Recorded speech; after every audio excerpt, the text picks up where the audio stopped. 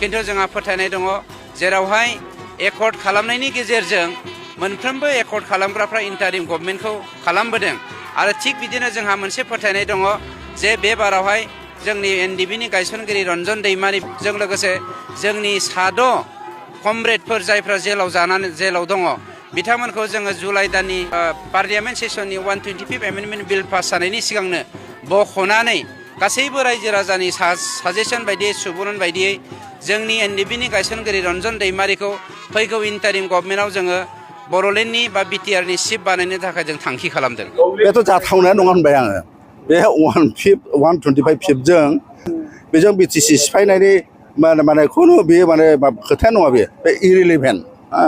आं बेखायनो बुंदों जे 125 एमेन्डमेन्ट बिला बे जाहैदों जोंनि 6 सिडुलफोरखौ एम्पावारमेन्ट खालामनायसो आरो बे एम्पावारमेन्ट खालामनायावनो गासिबो दंजोबो आरो एम्पावारमेन्टआ माखौ एम्पावारमेन्ट खालामगोन बे बेवहाय दंजोबो। गतिके बेखौ बुंलाबायनानै माने जुदि रायजोफोर खिथायोब्ला रायजोफ्राथ' एसे नंगौ जागोन। गोरोङाथ' बिराद गोरोंसैना मानसिफ्रा गोरों मानसिफ्रा बेखौ जाम्बासो मोनगोन।